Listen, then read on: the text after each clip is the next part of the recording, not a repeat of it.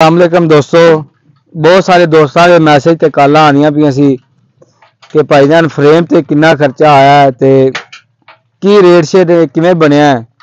ते सोचा कि दोस्तों नूं असी बना के वीडियो शेयर कर दईए सारिआं नूं कि पता चल जाएगा। ते किन्नियां सी प्लेटां लाइयां ने इस मोटर ते किन्ने हार्स पावर दी मोटर चलानी है। इंशाल्लाह मुकम्मल इन्फॉर्मेशन है इस वीडियो च। सारे दोस्त जिन्ने भी साडे चैनल ते नवे ने जल्दी ना साडे चैनल को सबसक्राइब कर लैन, बैल के बटन दबा लैन। जिहड़ियां भी साडियां सोलर ते या फसलां मतलब वीडियो होंदियां ने वो तुहानूं टाइम नाल मिल सकन।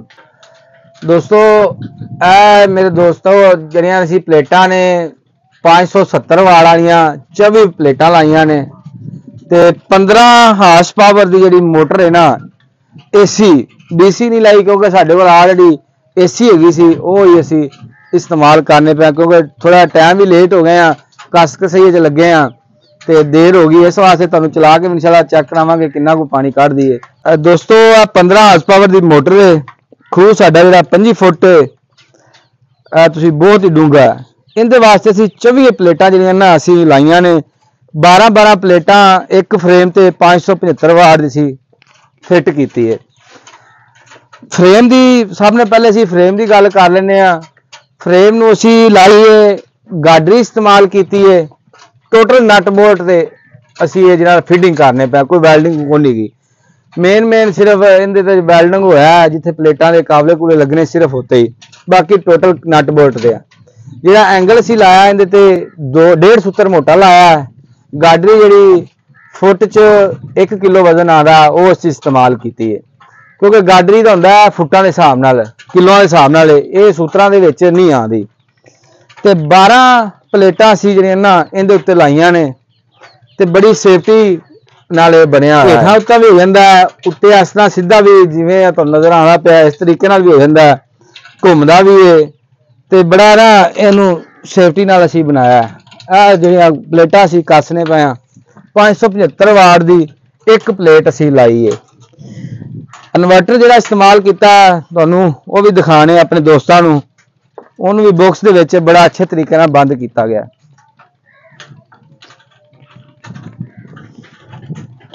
ए जी इन्वर्टर का डब्बा लाया है, इन्वर्टर लगा है, इहदे विच ब्रेकर वगैरह लगाए ने।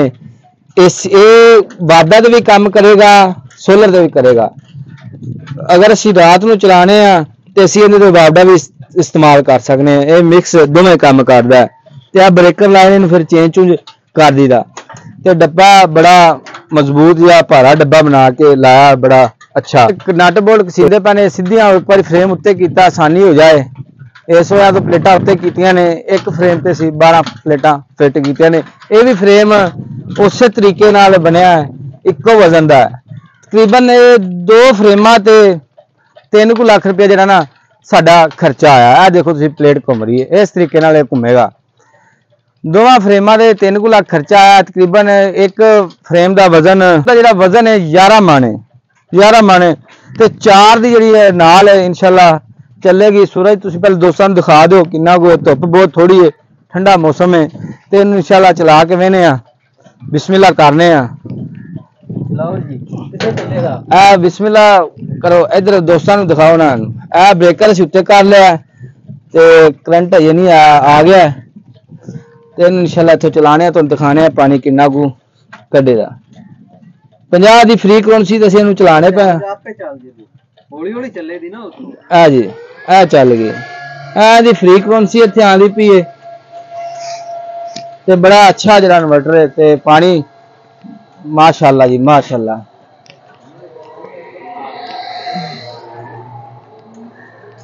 माशाअल्लाह जी पानी तकरीबन टाइम भी 5 का पौने 5 का टाइम है, बिल्कुल ठंडी धुप्प है। माशाअल्लाह पानी देखो कढ़ रही मोटर ते बाकी इंशाल्लाह अगली वीडियो नेक्स्ट वीडियो तुहानूं दिखावांगे जो 11-12 बजे टाइम होगा तो इहदा प्रैशर इंशाल्लाह वो होगा खाडे दे ये नहीं दे सकते, क्योंकि हुण टाइम को नहीं, धुप्प ठंडी हो गई, शाम का टाइम हो गया, इस वजह तो पानी थोड़ा फिर भी माशाअल्लाह बड़ा अच्छा पानी कढ़ दी पई है।